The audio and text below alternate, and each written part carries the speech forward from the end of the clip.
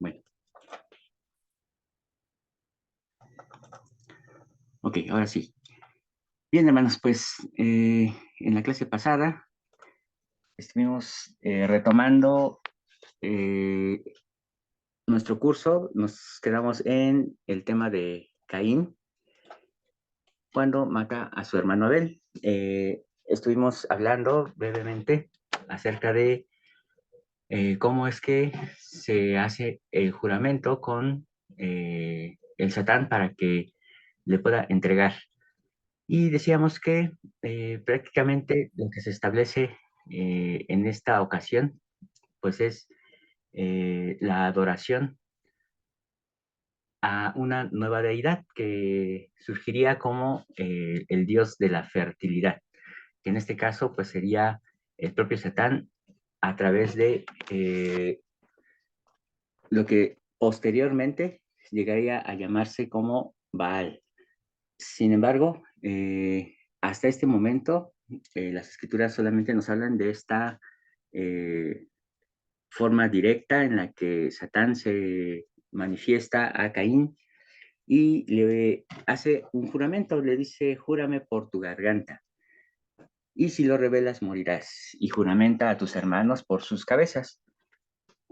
Eh, esta forma de juramento siempre se ha llevado a cabo en las ordenanzas oficiales del Señor, en las ordenanzas que Dios ha instituido. Por lo cual, lo único que hace el adversario es retomarlas conforme a la manera en la que se hace dentro del Evangelio. Decíamos y hablábamos en la clase pasada que los juramentos sí forman parte de lo que es el Evangelio. Y evidentemente, un juramento tiene que ver con un convenio, es un pacto que se realiza. Por lo tanto, un juramento podemos considerarlo como una palabra equivalente a convenio, eh, incluso a la palabra testamento. Obviamente, ya la palabra testamento viene del griego y ya tiene una implicación con respecto a la muerte del testador. Y en este caso, al tratarse de un juramento, evidentemente también se hace bajo la sangre de. Entonces, en este caso, el adversario hace el juramento por la garganta de Caín, si lo revela, es decir, la garganta como símbolo de que si él dice, evidentemente, esa zona queda bajo pena de muerte y a sus hermanos por sus cabezas. Y decíamos también que desde ese entonces es que el cortar cabezas es parte de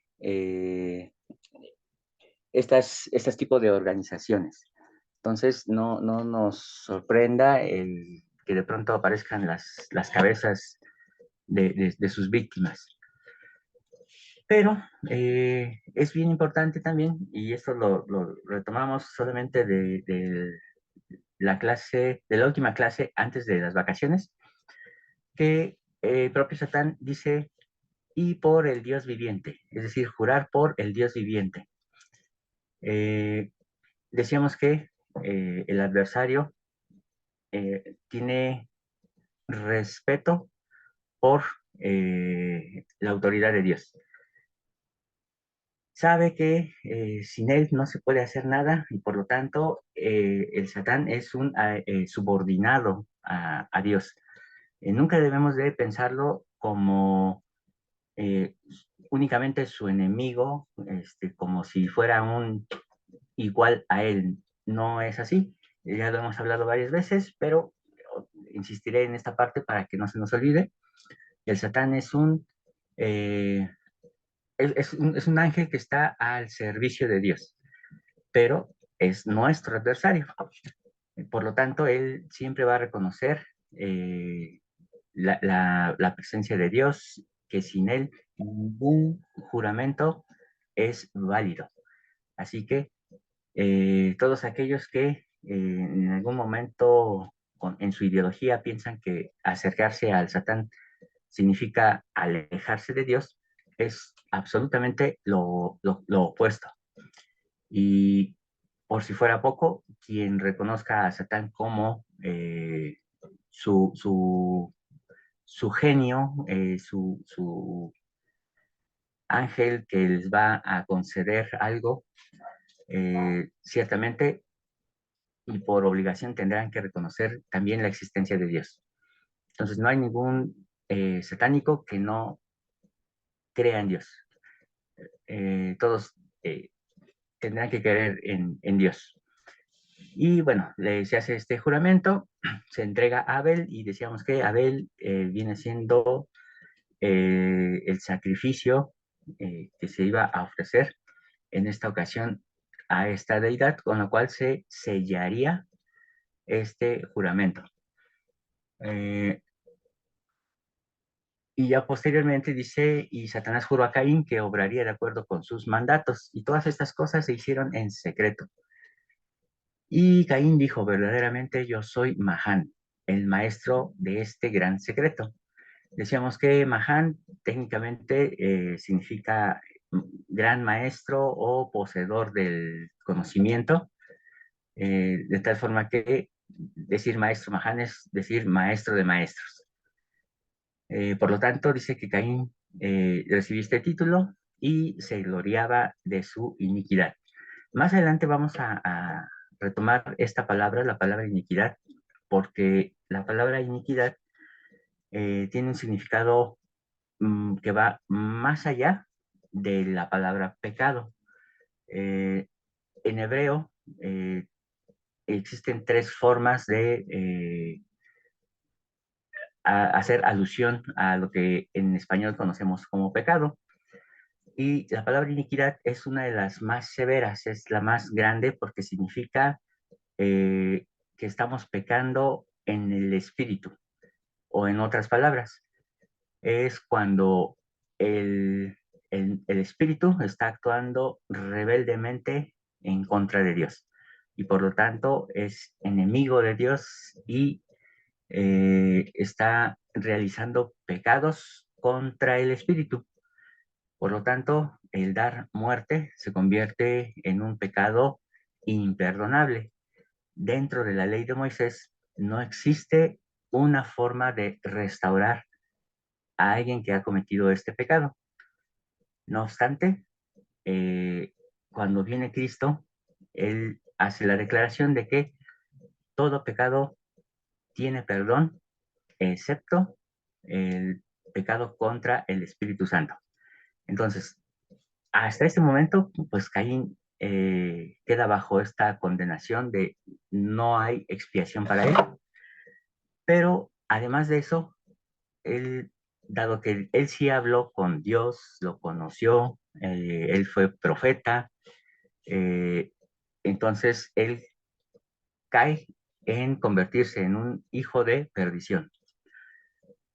Y él implementa, que fue lo último que vimos en la clase pasada, él implementa un sistema que obviamente llega a nuestros días y es un sistema que aparentemente es inofensivo, es libre comercio, es si trabajas, comes, y aparentemente suena justo, pero en realidad nos dice aquí, eh, por un texto que escribió Hugh Nibble, que es un sistema satánico, no está acorde a los principios de Dios y evidentemente lo que trata el adversario es de que seamos absolutamente dependientes del mundo material.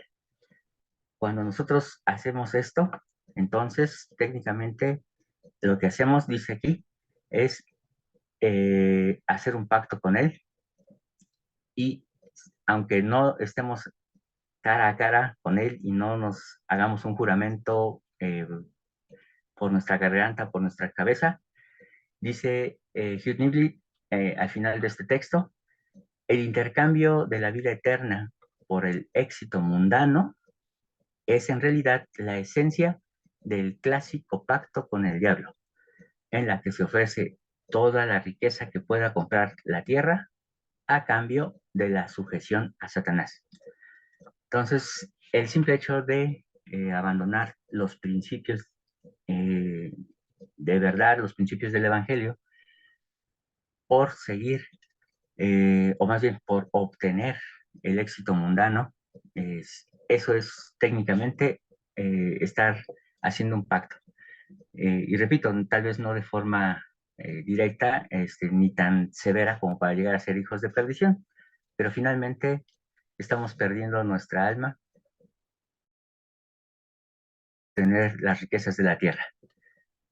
Y bueno, prácticamente ahí fue donde nos quedamos en la clase pasada. No sé si hay alguna pregunta, algún comentario, algo que quieran agregar o que se hayan acordado.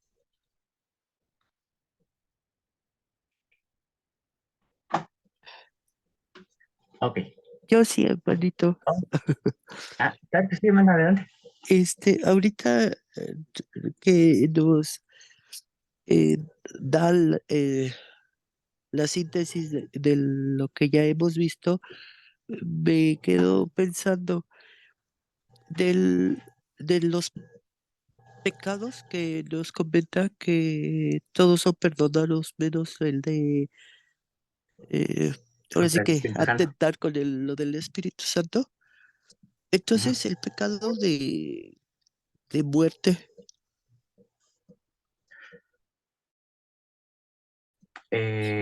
Son aquellos que no tienen expiación en la ley de Moisés. ¿Como cuáles? Como el matar a una persona inocente, como la idolatría, eh, el adulterio. Son algunos ejemplos de pecados de muerte. ¿Qué significa esto? Que pues el alma estaba condenada a la segunda muerte y no había forma de restaurarlo. Sin embargo, una gran parte de la enseñanza de todo esto es que el Mesías vendría y él nos ayudaría a poder pagar por los pecados. En alguna ocasión dijimos que eh, Cristo no paga por los pecados que nos arrepentimos, que obviamente a veces en el cristianismo se enseña de forma muy diferente, ¿no? Porque nos dicen, Cristo nos perdona si nos arrepentimos. Eh, Evidentemente sí, así es. Entonces, su expiación no tiene efecto sobre esos pecados. ¿Sobre cuáles sí tiene efecto? Su expiación tiene efecto sobre aquellos pecados que nosotros no nos damos cuenta. Tiene efecto sobre nuestras imperfecciones biológicas, espirituales. Por ejemplo, la degradación de nuestro cuerpo, el envejecimiento, es algo que no puede ser admitido en el reino de los cielos. La expiación cubre esa parte que obviamente nosotros no podemos detener. Entonces nos restaura. Eh, y por último, cubre los pecados de muerte, como el asesinato, como el adulterio. Pero ¿cuál es la condición? ¿O cuál es la forma de redimir? Se redime a través de un sacrificio, así como en la ley de Moisés. Solo que ya no se trata de eh, llevar al cordero y degollarlo, sino de presentarnos a nosotros mismos como ofrenda viva, de poder llevar un corazón quebrantado y un espíritu contrito, y entonces presentarnos ante Dios como ofrenda y ser humillados hasta el polvo, es decir, hasta las cenizas, como una ofrenda que se quema en su totalidad, un holocausto. Y entonces, con esa situación de ser humillados hasta el polvo, no por el hombre, sino ante Dios, entonces nacer de nuevo. Y al nacer de nuevo, entonces es ahí cuando ahora sí ya tiene efecto la expiación de Cristo sobre los pecados de muerte. Y esto obviamente lo enseña con mucha claridad el profeta Isaías en, en el capítulo 53. Solamente que en español no se nota. En español, pues dice que él sufrió por nuestras transgresiones, por nuestros pecados, etcétera. Pero evidentemente hay niveles, desde los pecados más simples hasta los más severos. eh, Él los recibe, porque obviamente hay pecados muy ligeros que nosotros hacemos constantemente y diariamente, pero no nos damos cuenta, o simplemente pasan desapercibidos y obviamente esos pecaditos pequeños no nos dejarían entrar en el reino de Dios, nos impedirían la entrada a la gloria celestial, pero la expiación cubre esos pecados que nosotros ni siquiera los consideramos.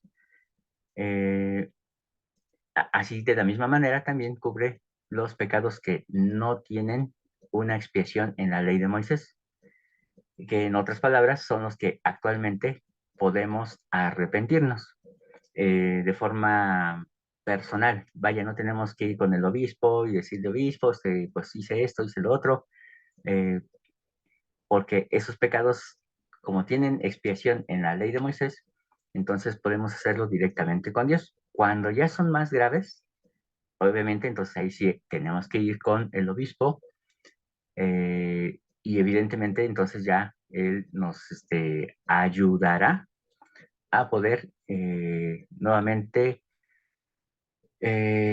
lograr esa comunión con el Eterno. Entonces, a eso me refiero, hermana. Esos son los pecados de muerte y son muy diferentes al pecado imperdonable. Eso es otra cosa. El pecado imperdonable se refiere a los que llegan a ser hijos de perdición.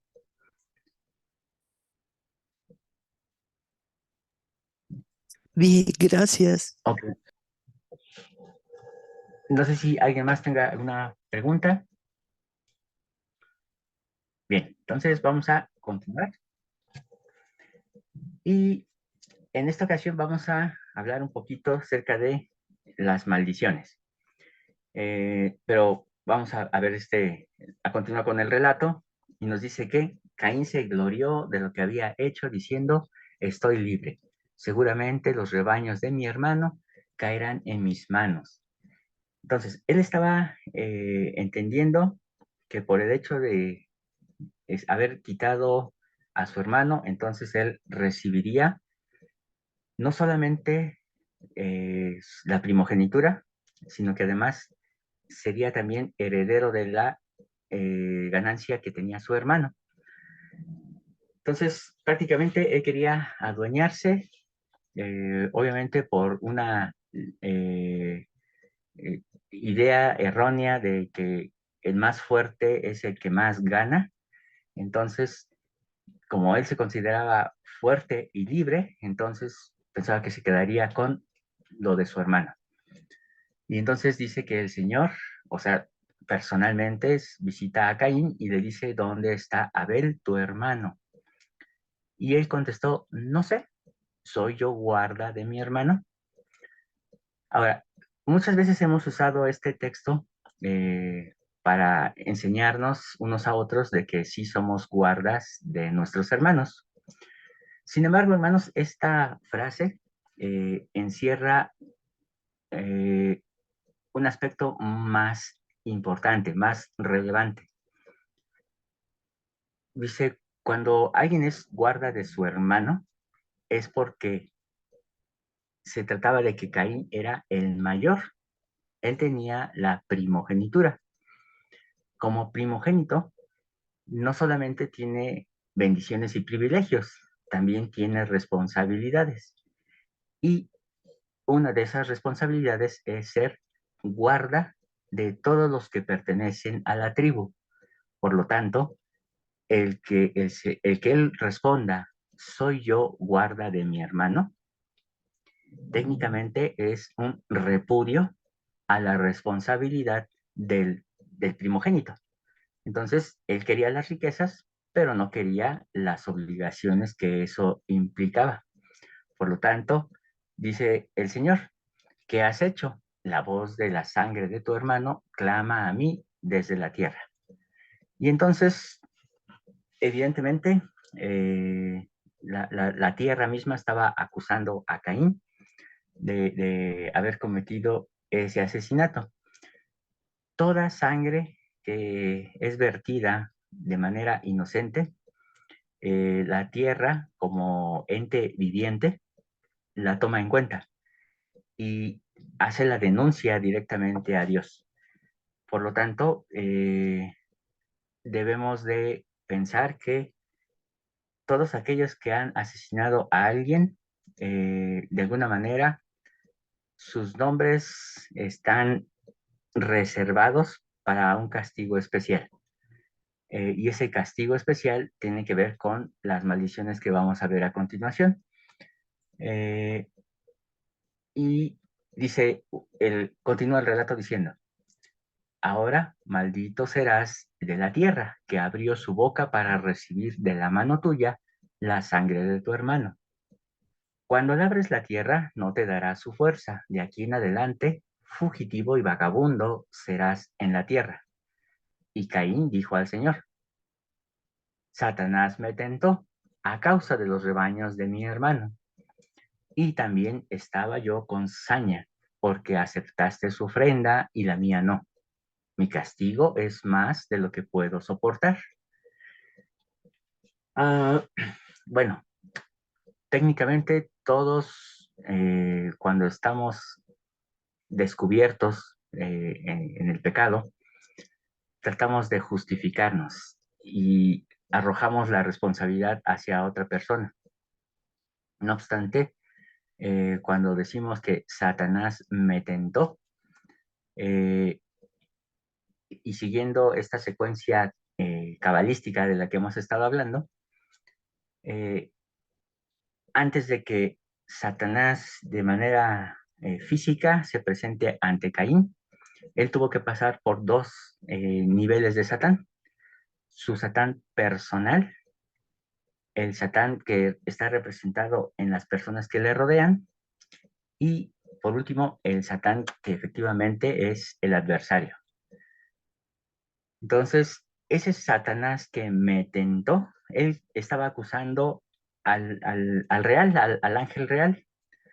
Sin embargo, Caín no entendía hasta este momento que él mismo había generado esa tentación.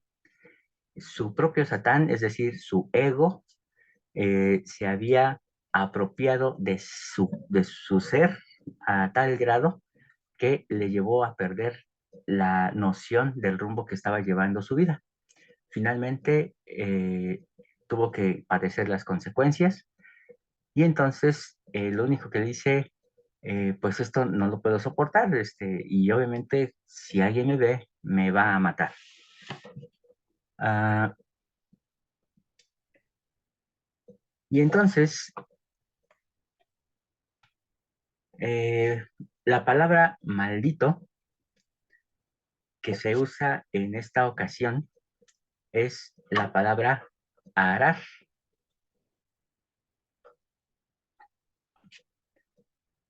pero resulta que tiene palabras con las cuales se puede relacionar. Primeramente, pues en este caso, cuando le dice el Señor, y ahora maldito serás, pues está diciendo que arar serás. Es decir, que recibiría una maldición específica. Y ahorita vamos a ver cuál es esa maldición. En general, maldición, la guía para el estudio de las escrituras nos dice que maldecir, dice, maldición es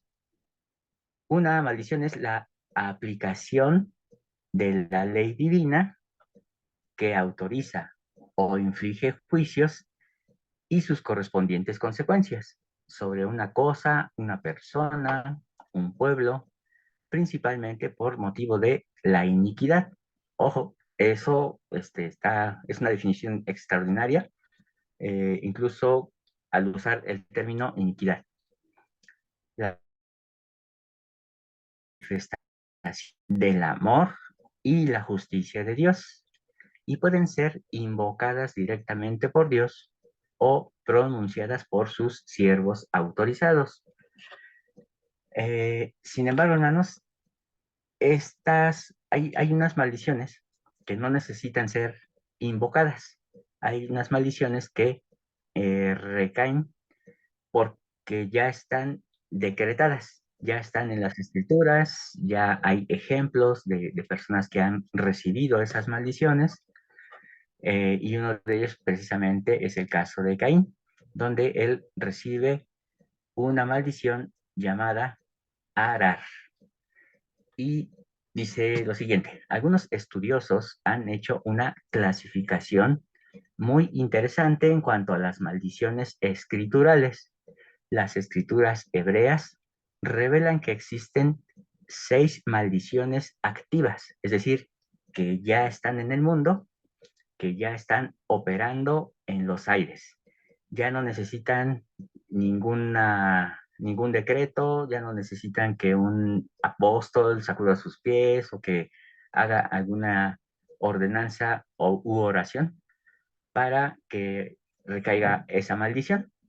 Y esas 6 maldiciones son Ahor, Calal, Alal, Arar, Jerem y Nakab. No nos vamos a centrar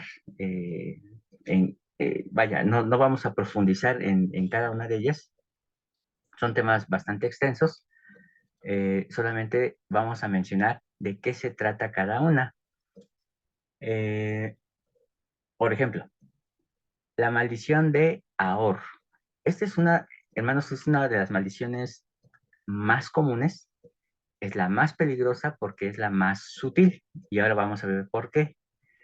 Dice, relacionada con los ojos, la ceguera espiritual es una fuerza poderosa que causa que alguien sea vedado de la emet, es decir, de la verdad. Es cuando una persona no puede llegar al conocimiento de la verdad, de Elohim, al punto de cegar a una persona de tal forma que no vea y no entienda su palabra. Esta maldición no lo deja ver con claridad el mensaje de la vida de la palabra de Elohim, de modo que la persona no puede descubrir el tesoro de la escritura, no ve los secretos, no ven los misterios, ni entienden la herencia del reino de Elohim. Tienen ojos y no ven, oídos y no entienden. Estas personas siempre necesitan a otros para que les enseñen y casi siempre terminan engañados por gente y doctrinas falsas. Esta maldición es ministrada por un espíritu que se llama espíritu de estupor. Eh, Aquí vienen, hermanos, dos referencias, una en Isaías y una en Tesalonicenses, que me gustaría que ustedes pudieran buscar y pudieran leerlas para que veamos cómo es que opera esta maldición. Mientras que ustedes buscan en sus escrituras Isaías 6, versículo 9, y segunda de Tesalonicenses 2, versículos del 10 al 12, solamente explicaré un poquito de que cuando dice que es ministrada por un espíritu, no significa que viene un ser espiritual y vaya, engaña a la gente. No es así. Cuando se refiere a que es un espíritu, se refiere a que es una especie de influencia que se llama estupor. Como si dijéramos también espíritu de contención, espíritu de confusión. Entonces, en este caso es un espíritu de estupor, algo que no nos ofusca la mente para no entender. No sé si alguien ya tenga la escritura de Isaías que pueda compartirla o la de Tesalonicenses. Yo tengo la de Isaías. Por favor, hermano. Okay. Y él dijo, anda y di a este pueblo, oíd bien, pero no entendáis, ved bien, pero no comprendáis. Muy bien. ¿Y podría agregar un versículo más? ¿Sí? ¿Cuál otro? El 10. Oh, perdón, el 10, ok. Ah, engruesa el corazón de este pueblo y agrava sus oídos y ciega sus ojos. No sea que vea con sus ojos y oiga con sus oídos y entienda con su corazón y se convierta y sea sanado. Muy bien. Gracias, hermano. Eh, a simple vista, esta escritura suena como si Dios mismo mandara el tropiezo. Como Él dice, di a este pueblo que fijen bien su vista, pero no verán. Que pongan atención en sus oídos, pero no entenderán. Dice, no sea que se conviertan y entonces sean sanados. Es decir, la intención es que permanezcan en condenación. Y aparentemente suena como, ¿por qué? O sea, obviamente esto ha llevado a algunos pastores, algunos teólogos a creer en la predestinación, a creer que hay personas que nacen salvas y hay personas que nacen ya condenadas. Por lo tanto, lo único que tiene que hacer la persona es investigar en su corazón si es salvo o si es condenado. Y si es salvo, pues simplemente confesar con su boca que Cristo entró en su corazón. Obviamente es una doctrina equivocada, pero aparentemente así suena. Ahorita vamos a ver qué dice Pablo con respecto a esta misma idea y que es la maldición conocida como Ahor o ceguera espiritual. Me queda menos de un minuto, permítanme cerrar la sesión y abro la siguiente para que continuemos.